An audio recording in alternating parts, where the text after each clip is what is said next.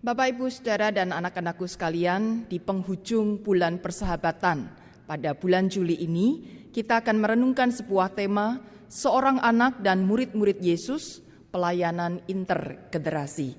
Nah, Saudara, seharusnya hari ini merupakan ibadah yang didesain untuk memperingati Hari Anak Nasional, yaitu peringatan pada tanggal 23 Juli. Namun karena berkaitan dengan kondisi saat ini, di mana anak-anak tidak dimungkinkan datang ke gereja, maka pelayanan ibadah dilakukan seperti biasa. Namun kita akan merenungkan tema di mana pelayanan yang bisa dikerjakan lintas generasi, baik kaum muda, anak-anak, maupun juga kaum dewasa dan lanjut usia. Bagaimana semuanya diikat di dalam kasih Kristus dan bersama-sama kita bisa melayani untuk kemuliaan Kristus.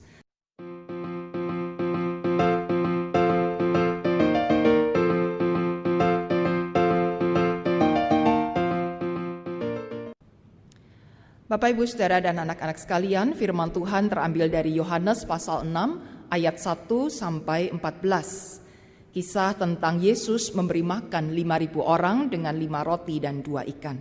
Injil Yohanes pasal 6 ayat 1 sampai 14 yang demikian bunyi firman Tuhan. Sesudah itu Yesus berangkat ke seberang danau Galilea, yaitu danau Tiberias. Orang banyak berbondong-bondong mengikuti dia, karena mereka melihat mujizat-mujizat penyembuhan yang diadakannya terhadap orang-orang sakit. Dan Yesus naik ke atas gunung dan duduk di situ dengan murid-muridnya. Dan Paskah, hari raya orang Yahudi, sudah dekat. Ketika Yesus memandang sekelilingnya dan melihat bahwa orang banyak berbondong-bondong datang kepadanya, berkatalah ia kepada Filipus, "Di manakah kita akan membeli roti supaya mereka ini dapat makan?" Hal itu dikatakannya untuk mencobai dia, sebab ia sendiri tahu apa yang hendak dilakukannya. Jawab Filipus kepadanya, "Roti seharga 200 dinar tidak akan cukup untuk mereka ini, sekalipun masing-masing mendapat sepotong kecil saja." Seorang dari murid-muridnya, yaitu Andreas, saudara Simon Petrus, berkata kepadanya, "Di sini ada seorang anak yang mempunyai 5 roti jelai dan 2 ikan. Tetapi apakah artinya itu untuk orang sebanyak ini?" Kata Yesus, "Suruhlah orang-orang itu duduk." Adapun di tempat itu banyak rumput, maka duduklah orang-orang itu kira-kira 5.000 laki-laki banyaknya. Lalu Yesus mengambil roti itu, mengucap syukur dan membagi-bagikannya kepada mereka yang duduk di situ. Demikian juga dibuatnya dengan ikan-ikan itu sebanyak yang mereka kehendaki. Dan setelah mereka kenyang, ia berkata kepada murid-muridnya, "Kumpulkanlah potongan-potongan yang lebih supaya tidak ada yang terbuang." Maka mereka pun mengumpulkannya dan mengisi 12 bakul penuh dengan potongan-potongan dari kelima roti jelai yang lebih setelah orang makan. Ketika orang-orang itu melihat mujizat yang telah diadakannya, mereka berkata, "Dia ini adalah benar-benar nabi yang akan datang ke dalam dunia." Amin. Demikianlah firman Tuhan. Saudara, pernahkah kita membayangkan dalam sebuah rapat panitia, biasanya yang paling hangat dibicarakan adalah soal konsumsi. Nah, ketika peserta rapat ini sedang bingung apa ya konsumsi yang tepat. Kebetulan ini panitia perayaan ulang tahun gereja, Saudara. Nah, ketika sedang asik membicarakan itu, seorang anak yang kebetulan ikut orang tuanya rapat di ruangan itu, dia membawa bekal sebuah nasi bungkus. Sebelum dia makan, kemudian dia menjumpai seorang panitia dan berkata, "Bapak Ibu, bagaimana kalau nanti menu konsumsinya nasi bungkus ini saja? Ini enak loh, saya sering makan nasi bungkus seperti ini." Nah, Saudara, kira-kira bagaimana tanggapan dari peserta rapat? Mungkin ada yang langsung mencibir dan mengatakan, "Ah, kamu itu tahu apa? Masa untuk ulang tahun gereja kok nasi bungkus? Itu enggak masuk akal. Sudah, kamu diam saja." Atau mungkin yang rada berbaik hati dan belas kasih kepada anak ini mengatakan, "Nak, ini belum waktunya kamu bicara. Lebih baik kamu duduk diam saja ya, nikmati nasi bungkusmu itu." Saudara, apapun tanggapan yang diberikan, entah dengan lembut ataupun kasar, pada intinya para orang tua ini hendak mengatakan, anak ini belum pantas untuk ikut rapat. Anak ini belum bisa memberikan usulan. Usul yang diberikan itu sama sekali tidak baik, sama sekali tidak menjawab persoalan. Jadi lebih baik anak ini diam. Seorang anak tidak boleh ikut rapat. Pernahkah saudara menghadapi situasi ketika seorang bapak gitu ya sedang berdiskusi dengan rekan kerjanya, kebetulan mereka berbisnis saudara, dan ketika seorang anak ini mendengarkan percakapan ayahnya dengan rekannya, tiba-tiba dia tidak tahan dan dia keluar kemudian mengatakan, "Ayah, ingat loh ayah, kalau berbisnis itu harus jujur, jangan berbohong, jangan menipu orang, karena kata guru sekolah mingguku, menipu itu dosa." Bagaimana reaksi ayah ini? Pasti dengan muka yang sangat memerah dan marah, malu juga terhadap kawannya, dia akan segera membentak, "Masuk kamu ke kamar. Ini bukan urusan anak kecil. Anak kecil tidak boleh ikut-ikutan urusan orang tua." Ada banyak kali kita mendengarkan kalimat-kalimat semacam itu. Dan ketika dalam sebuah ibadah, ada seorang anak yang ikut di dalam ibadah itu dan tiba-tiba dia menangis dengan cukup keras. Bagaimana reaksi jemaat yang lain, saudara? Biasanya otomatis akan langsung menengok ke sumber tangisan itu. Semua akan memandang, makin lama makin tajam, makin membesar mata-mata itu, seolah hendak mengatakan, "Diam." Dan mungkin pendeta yang satu-satunya punya mic akan segera mengatakan, "Diam ya, dan tolong ajak keluar kalau belum bisa diam, karena itu mengganggu khotbah saya." Bapak Ibu Saudara, beberapa orang kemudian menyarankan, kalau bawa anaknya itu ditaruh di sekolah minggu sajalah, supaya tidak mengganggu di dalam ibadah umum ini. Saudara, saran ini tentu baik, tapi mari kita perhatikan. Kalau memang kalimat itu yang disampaikan, lebih baik membawa anak-anak ke sekolah minggu daripada mengganggu di ibadah umum, maka sekolah minggu atau kebaktian anak merupakan tempat apa, saudara? Merupakan gereja bagi anak-anak, supaya anak-anak ini bisa mendengarkan firman Tuhan, atau tempat penampungan para pengganggu ibadah umum. Anak-anak itu ditampung di situ supaya tidak mengganggu ibadahnya orang dewasa, supaya mereka bebas bermain, bebas berteriak, tidak ada aturan di situ, dan ibadah umum tetap terselenggara dengan nyaman. Intinya saudara, seringkali kita terjebak pada situasi untuk membeda-bedakan orang-orang yang memang berbeda dengan kita. Pada umumnya manusia sulit untuk menerima kelompok yang berbeda dengan dirinya, termasuk perbedaan generasi, saudara. Saya orang dewasa dan kamu anak-anak, kita nggak bisa cocok, kita nggak bisa kerjasama, kita nggak bisa hadir di ruang yang sama, kita tidak bisa mengikuti acara yang sama. Kamu dan saya berbeda, dan ini termasuk di dalam perbedaan generasi. Dan celakanya, saudara, pola pikir semacam ini sudah ada turun-temurun. Bahkan dari sejak Alkitab ini ditulis, saudara, kondisi semacam ini sudah terjadi. Mungkin kita ingat cerita para orang tua yang ingin membawa anak-anaknya datang kepada Yesus. Bagaimana reaksi para murid? Ya, mereka menegur para orang tua itu, mereka marah, mereka mencoba mengusir, pada intinya untuk mengatakan, anak-anak ini bukan di sini tempatnya. Anak-anak jangan mengganggu pemuka agama yang sedang mengajar, pemuka agama yang sedang serius berdiskusi dengan para orang tua. Anak-anak minggir, bukan di sini tempatnya. Tapi kita bersyukur saudara bahwa Injil hadir, Yesus hadir untuk mengubah pola pikir yang sudah rusak itu. Yesus hadir untuk membongkar pola pikir manusia yang sudah kadung terbelenggu dengan budaya yang membeda-bedakan, yang mengotak-ngotakkan, yang menyingkirkan mereka yang berbeda. Yesus hadir untuk menolong kita berpikir secara berbeda. Di dalam Markus 10 ayat 14, Yesus memberikan tanggapan terhadap sikap para murid itu dengan mengatakan, "Biarkan anak-anak itu datang kepadaku, jangan menghalang-halangi mereka, sebab orang-orang yang seperti itulah yang empunya kerajaan Allah." Biarkan anak-anak itu datang kepadaku. Walaupun Yesus dianggap guru besar, Yesus adalah pemuka agama yang terkenal, anak-anak itu boleh datang kepada seorang pemuka agama. Anak-anak itu berhak, memiliki hak yang sama dengan para orang dewasa untuk mendengarkan ajaran Yesus, untuk merasakan sentuhan Yesus, untuk dirangkul, untuk merasakan kasihnya Tuhan Yesus. Yesus hadir, saudara, untuk mendobrak tatanan sosial yang ada pada waktu itu, di mana tatanan sosial ini berusaha menyingkirkan orang-orang yang dianggap lemah. Entah lemah secara ekonomi, lemah secara fisik, lemah secara gender, lemah secara intelektual, lemah secara mental, dan termasuk lemah secara pengalaman karena usia yang berbeda. Yesus suka sekali bergaul. Yesus suka sekali merangkul orang-orang yang dianggap lemah ini. Yesus menerima mereka dengan penuh sukacita dan penuh kasih. Oleh karena itu saudara, orang-orang yang dianggap lemah ini sangat suka datang kepada Yesus, sangat suka mengikut Yesus, sangat suka dekat dengan Yesus. Karena memang Yesus menerima mereka dengan tulus hati, dengan apa adanya. Oleh karena itu saudara, penerimaan ini justru mendorong orang-orang ini untuk melayani Yesus dengan sungguh-sungguh. Kalau kita ingat cerita-cerita di dalam Injil, saudara, cukup banyak diceritakan sebetulnya, walaupun tidak terlalu populer, para wanita yang mengikuti Yesus dan melayani Yesus dengan total. Para perempuan yang melayani bahkan juga dengan hartanya, saudara, karena tidak semua perempuan ini miskin. Perempuan-perempuan yang kaya ini pun melayani dengan harta. Dan menjelang akhir hidup Yesus, yang setia mendampingi sampai ajalnya juga adalah para perempuan.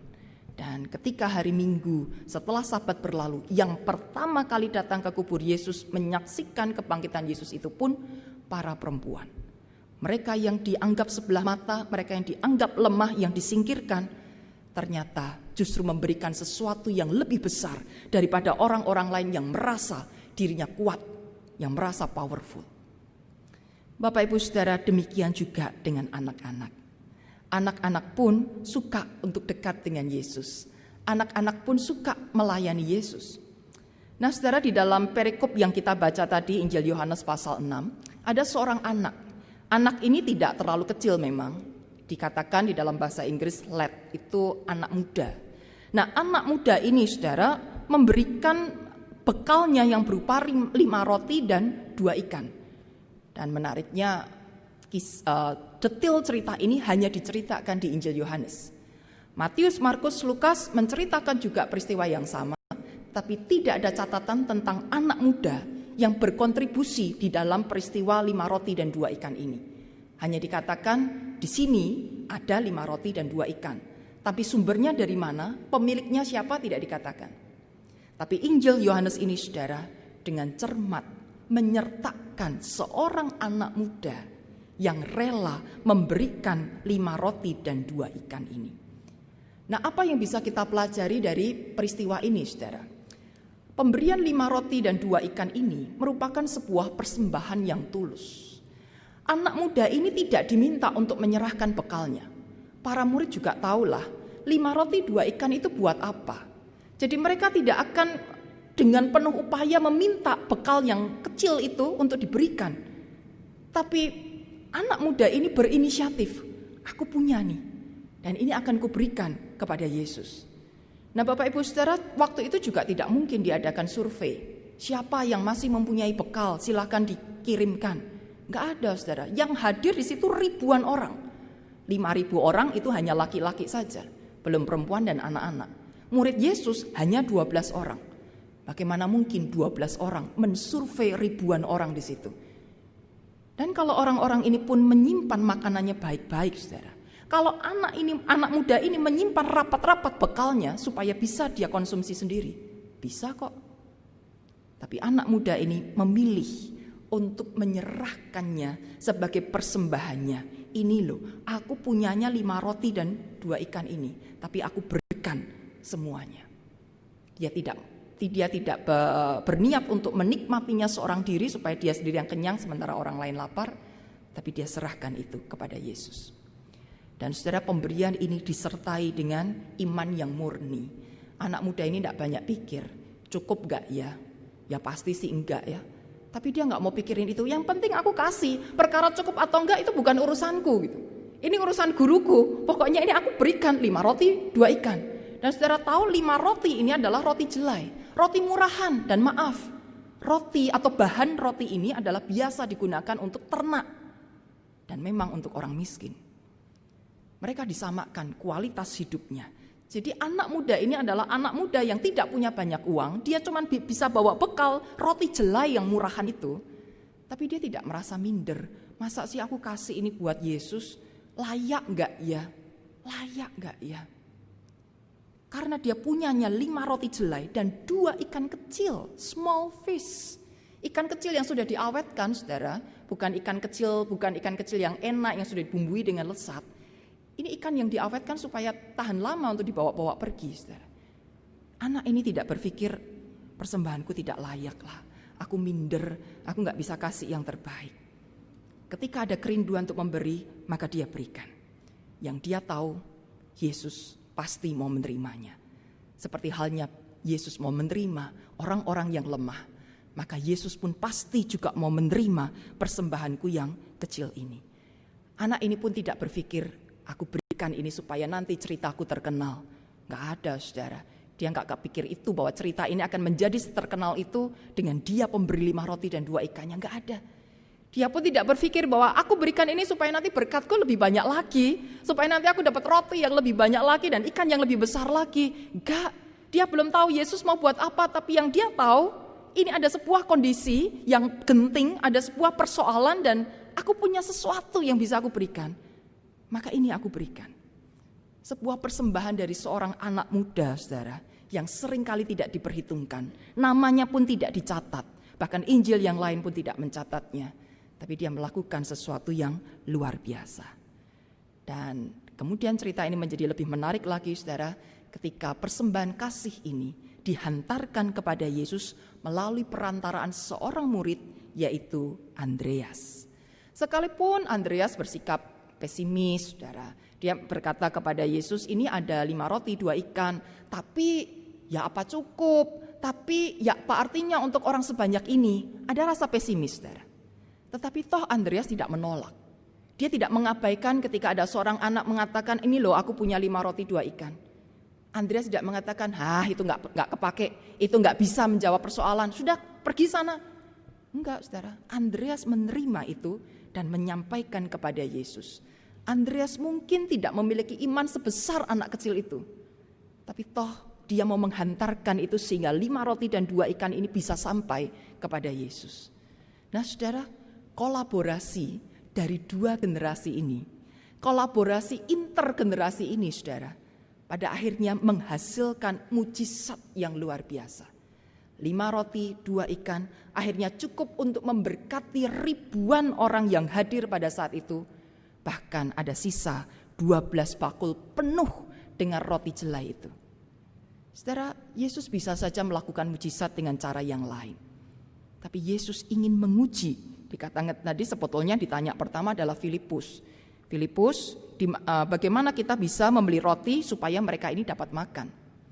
Dan dikatakan Yesus ingin mencobai Filipus, ingin menguji Filipus. Apa sih jawaban Filipus? Bagaimana sih cara berpikir Filipus di dalam menghadapi persoalan ini? Dan sebetulnya Yesus sudah tahu apa yang akan dikerjakan.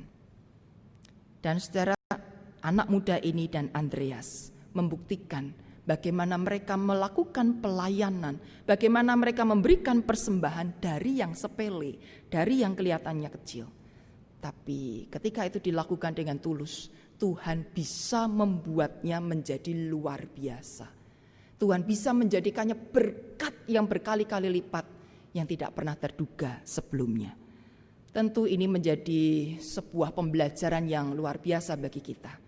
Seringkali kita berpikir karena kita hanya punya sedikit, apa yang kita mampu tidak terlalu berarti dibandingkan orang-orang lain.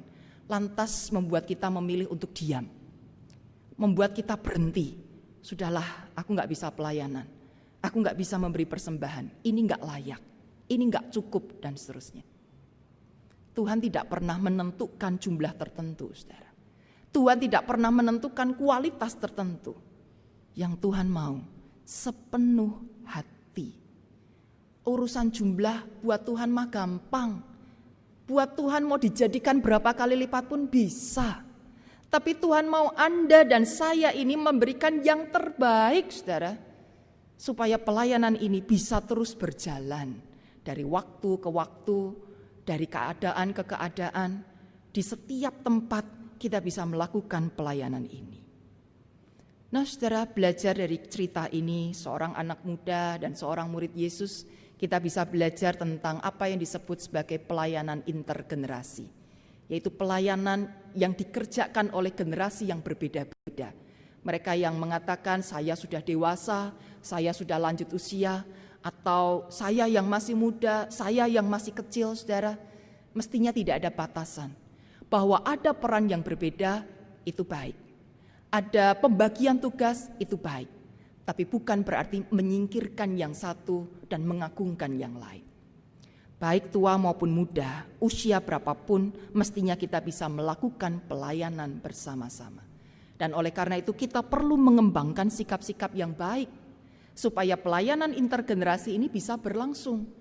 Kalau sikap yang kita kembangkan belum tepat, saudara, maka susah. Ada orang yang berbeda usianya dengan kita menjadi tidak nyaman. Kita merasa nggak nyambung obrolannya, diskusinya jadi nggak bisa berjalan dengan baik. Seringkali kita coba, saudara, di dalam satu kepanitiaan, di satu seksi, ada yang usianya sudah lebih senior, yang lebih pengalaman, dengan orang muda yang masih baru, yang belum pernah sama sekali melakukan pelayanan. Di situ kita akan melihat bagaimana dinamika yang terjadi. Ada yang berjalan lancar, saling memberi masukan, bisa saling mencoba gitu ya. Tapi ada juga yang masih gagal dan perlu belajar lagi. Nah, saudara, kita akan melihat bagaimana sikap-sikap yang diperlukan supaya pelayanan intergenerasi ini bisa berjalan dengan baik. Yang pertama, kita harus bisa saling menghargai, saling memberi apresiasi, bukan malah saling menghina. Bahwa yang muda, yang belum pengalaman tidak bisa melakukan se-expert atau seluar biasa yang sudah berpengalaman, tentu itu wajar. Tapi bukan berarti mereka nggak bisa belajar kan? Bukankah yang expert itu dulunya juga mengawali dengan tidak bisa apa-apa? Dulunya diawali dengan saya belum pernah, saya belum pengalaman. Selalu ada langkah pertama untuk melakukan kan? Bersyukurlah kalau kita sudah melayani 5 tahun, 10 tahun, 20 tahun, berpuluh-puluh kali, bahkan ratusan kali melakukan hal yang sama, sehingga tingkat kemampuan kita makin menanjak. Bersyukurlah, tanpa harus membuat kita sombong dan meremehkan yang lain. Memandang yang lain tidak berharga dan tidak bisa diikutsertakan. Saling menghargai. Yang lebih senior bisa memberikan teladan, bisa memberikan masukan, memberikan bimbingan. Yang muda mau belajar, mau juga memberikan ide-idenya sesuai dengan konteks zamannya pada saat ini. Walaupun mereka belum punya pengalaman, saudara, tapi anak muda punya pemikiran. Mereka menguasai hal-hal baru yang belum tentu dikuasai oleh generasi sebelumnya. Apapun yang kita miliki, kerjakan itu dengan saling menghargai, maka pelayanan lintas generasi ini bisa berjalan. Yang kedua, saudara, saling memperkaya, bukan saling menjatuhkan. Yang muda tidak perlu merasa mbok yang tua itu cepat-cepat lengser gitu ya. Mbok cepat-cepat pensiun biar saya ini bisa menggantikan jabatannya. Nggak usah gitu juga, saudara. Tapi yang sudah lebih dahulu ada juga tidak perlu mati-matian mempertahankan kedudukannya. Ini harus punya saya. Jangan sampai saya digantikan dengan yang lebih muda. Nggak perlu, saudara. Ada waktunya sendiri kok. Kalau memang kita tetap bertahan, pasti bertahan. Ada waktunya kita digantikan, ya itu akan digantikan, saudara. Tidak ada yang perlu terlalu mempertahankan, tapi juga tidak perlu menjatuhkan. Ketika kita mau saling memperkaya, saling memberikan masukan, maka entah kita punya kedudukan, entah tidak. Yang penting bagaimana pelayanan ini bisa dikerjakan dengan baik. Dan yang ketiga, hendaknya kita mengembangkan sikap saling mengasihi. Kita melakukan sesuatu bersama ini karena saya mengasihi engkau. Karena saya mengasihi mereka semua. Karena kita sama-sama ingin mengasihi, saudara. Jadi gak usah jaim-jaiman. Misalnya kalau ada seorang orang yang dewasa atau bahkan lanjut usia, saudara, bermain bersama dengan anak-anak kecil. Nah, karena anak kecil itu biasanya geraknya lebih cepat ya. Maka orang dewasa ini perlu ikutan berlari untuk mengejar anak-anak ini, dan anak-anak ini begitu happy, saudara, kalau main kejar-kejaran. Kadang orang kan mengatakan, ih udah gede kok lari-larian sih, ih udah tua tapi sikapnya kekanak-kanaan sih. Saudara, gak usah malu dibilang begitu. Namanya bermain bersama dengan anak, ya mesti bersikap seperti anak-anak. Dan kenapa kita mesti jaim? Kalau memang dengan sikap seperti itu kita bisa merangkul anak-anak ini, kita bisa menunjukkan saya mengasihi mereka. Demikian juga, saudara, anak-anak muda kalau hadir di dalam persekutuan atau perkumpulan orang-orang lanjut usia, gak usah minder juga. Walaupun ada yang bilang, ih masih muda kok ikutan orang lanjut usia, nanti kamu cepet tua loh. Gak apa-apa, saudara, cepet tua, yang penting jiwanya muda kan. Jadi, saudara, pelayanan lintas generasi tidak perlu memperhatikan omongan orang yang usil. Kita melihat saja apa yang Tuhan mau untuk kita kerjakan, saling mengasihi. Jadi, saudara, bagi Anda, saudara-saudara kaum muda, kalau Anda ingin menjadi pengurus komisi usia lanjut, gak usah malu ya. Walaupun nanti dikatain, nanti cepat tua. Gak usah gengsi, saudara. Orang-orang lanjut usia butuh pertolongan anak-anak muda ini, butuh pemikiran yang kreatif, supaya mereka juga bisa terus berkembang. Tapi Bapak Ibu, orang-orang yang sudah lebih lanjut usianya, gak perlu malu juga kalau nanti terlibat di dalam kepengurusan komisi anak. Walaupun orang mungkin bilang, ya udah gak tahu diri ya, udah tua kok mainnya sama anak-anak. Gak apa-apa, saudara. Opa oma bisa juga memberikan masukan sesuai dengan pengalaman-pengalamannya. Mungkin tenaganya tidak lagi kuat untuk mengajar anak-anak kecil yang sangat atraktif ini. Tapi kita bisa memberikan masukan, kita bisa memberikan bimbingan, kita bisa ikut memberikan ide-ide yang kreatif, saudara.